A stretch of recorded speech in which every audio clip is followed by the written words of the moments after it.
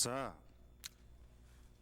иргэдийн бухимдаж байгаа шалтгаан болвол парламентын 126 гишүүнээс маш өндөр ёс зүй шаарддаг.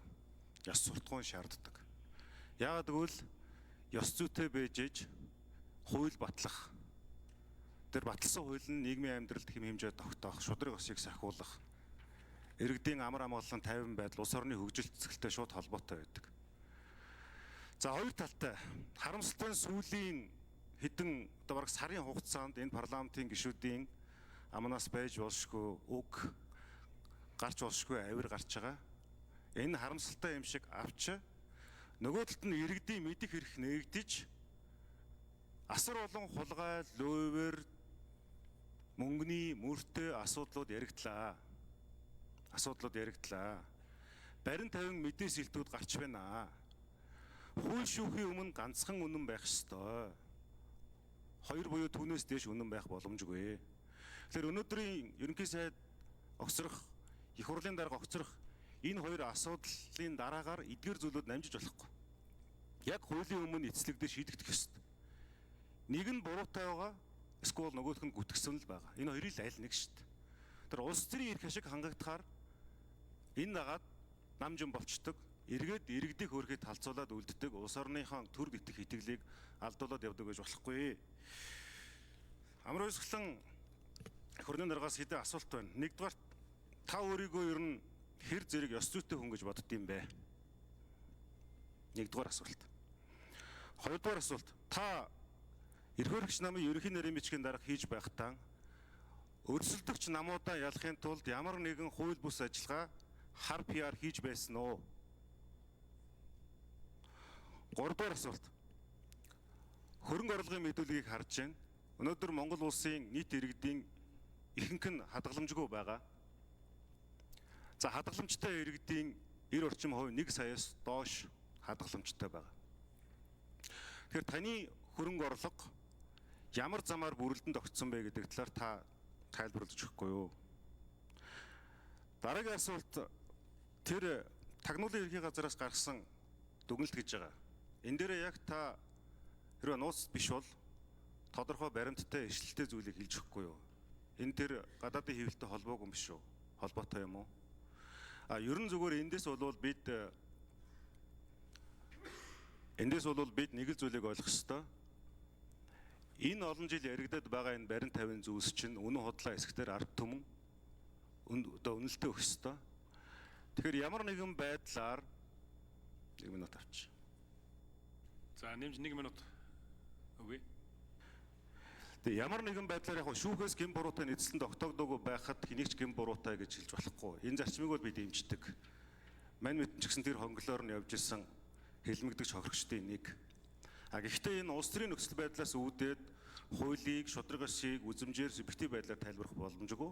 Гэхдээ ямар ч байсан энэ танхим дотор нэг нь худлаа ярьж байгаа, нэг нь хэлмэгдэж байгаа гэсэн ийм л хоёр логикийн аль нэг нь байх шүү дээ. За энэ дээр та яг барин тавин биш, яг баталгаатай, нотлоготой өөрийнхөө байр суурийг илэрхийлэхгүй юу гэж хэлмээр байна. Асуумаар байна. Амар өсгөлтөнд дарга хариулъя. За мэдээж одоо хүн болгон өөрийгөө ёс зүйтэй, зарчимтай гэж үздэг. Би ч гэсэн одоо өөрийгөө өндөр ёс зүйтэй, өндөр зарчим барьж ажиллаж амьдрах тийм одоо байдалтай хүн гэдгийг бол дүгнж хэлнэ. Ямар нэгэн байдлаар улс төрчлөлтийг өмнөө тавьдаггүй, аливаа асуудал дээр урдуур нь орж гүйдэггүй, аль болох зарчмыг барьж, ёс зүйг эрхэмлэж ажиллаж амьдрах ийм л зорилгыг агуулж явдаг юм хүн. За мэдээж одоо миний хувьд өнөөдөр ардчилсан намын гишүүдийн дунд бас их олон янзын буруу зүрх ойлголтууд байд юм шиг байна. Олон сонгуулийн ард гарсан, олон сонгуул удирдсан. Тэгээ сүүлийн үед одоо олон сонгуул удирдах ардчилсан намыг ялсан учраас амар өсгөлөнг одоо огцруулах нь зөв юм а гэж гарын үсэг зурсан гэдэг асуудал хүртэл ордон дотор их яригдж байгаа. Би энийг сонссон. Гэхдээ энэ бол миний хийжсэн ажил. Би аливаа төвшөнд хаанч ажиллаж исэн, хийж байгаа ажилдаа илүү үнэнч ажилдаг. Ажлынхаа араас өдөр шөнөгүй зүтгэх тийм зүтгэлийг гаргаж ажилдаг. Ажиллаж байгаа орчин нөхцөл дээр илүү дэвшилтэд үзэл хандлага, арга барилыг нэвтрүүлэхийг зорж ажилдаг. Тэн хүрээнд мэдээж одоо сонгуулийн амжилт, ололт гэдэг зүйл бол дандаа дагаад гараад явж идэга гэж би бол дотроо боддог. За нэг барьдаг зарчим болвол өрсөлдөгч сул болвол би ялна гэдэг зарчмаар ерөөсөө ажиллаж үзээгүй. Харин өрсөлдөгч хүчтэй бол бид илүү хүчтэй байх ёстой гэдэг зарчмаар асуудалд хандаж ирсэн. Тэр ч утгаараа би Монгол Ардын намын ерөнхий нарийн даргаар 8 жилийн хугацаанд ажиллахдаа улс төрийн нам болвол албан тушаалд хүрэхийн төлөө ашигладаг гүүр дамжлага биш байх ёстой. Энэ бол мэрэгжлийн улс төрийн институт байх ёстой мó гэдэг ийм зарчмаар ажиллаж Монгол Ардын намын шинжилэл өөрчлөлтийг хийхийг зорж ажиллаж ирсэн. Өнөөдөр харамсалтай зарим журмын нөхдүүд маань намайг огцруулах бичгэн дээр гарын үсэг зураад одоо 3 удаа дараалан ялалтанд хүргэсний төлөө зурж байгаа гэж Ардын намынхныг ойлгосон. За ардчсан намын гишүүдийн заримыг нь 3 удаа ялагдалд хүргэсэн учраас зурж байгаа гэж ингэж ойлгосон байгаа гэдгийг бас хэлхийг хүсэж байна. За сонгуул бол мэдээж өрсөлдөөн дунд явагдаж идэг. Гэхдээ саяны одоо Зандан шатар дарагтай битэрийн өрсөлдөж байгаа төвшний ийм Орос технологийн хар PR-ын төвшөнд бол хүрдэггүй байсан. Энд чинь ерөөсөө хүн алсан, хулгай хийсэн, ер нь энэ Монгол улсад бүр цаашлаад ирэх юм бол бараг дэлхий дээр алхаж явах ирэхгүй мэд болтол нь хүнийг харлуулж гүтгэж байгаа ийм хар технологиг миний хувьд сонгуульд огт ашиглаж үзээгүй гэдгийг бил. Би сонгуулийн тойрог дээр PR хийж ажиллаж үзээгүй.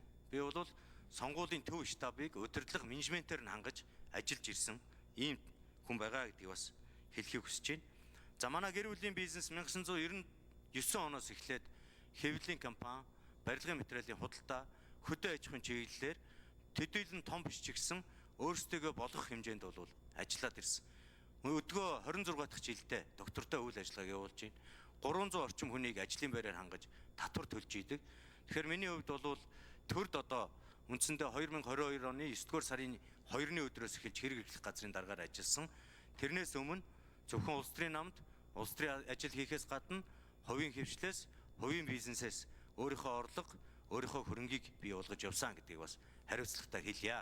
Эрдэнэ улд гишүүнч гэсэн бас өөрөө санаж байгаах 2006-7 оны үед лектор төвийнхэн ном хэвлүүлэхээс өсвөлээд олон асуудлууд гарч байхад тэр үед би бас хэвлэлийн компани захирал гэдэг статустай ажиллаад явж исэн гэдгийг та өөрөө санаж байгаа хаа гэж бодож байна. Баярлалаа. За